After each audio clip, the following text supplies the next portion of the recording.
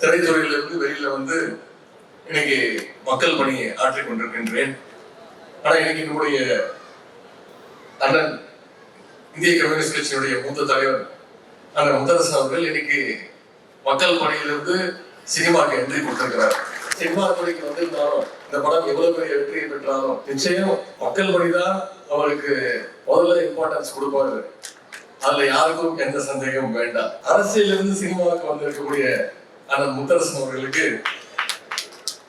நானும் சில காலம் திரைத்துறையில இருந்தவன், முன்னாள் திரைத்துறையில இருந்தவன் அப்படிங்கிற வகையில என்னுடைய வாழ்த்துக்களை நான் தெரிவித்துக் கொள்கின்றேன். மக்களுக்காக பல ஆண்டுகள் களப்போராளியாக உழைத்தவர் தான் அண்ணன் முத்தரசன் அவர்கள். இப்ப திரையிலும் மக்களுடைய உரிமைகளை அந்த உரிமையோடு பேச வந்திருக்கின்றார். அதுவும் இந்த படத்துல குறிப்பா சிறப்பாக விவசாயியாக அவர் நடித்திருக்கின்றார்.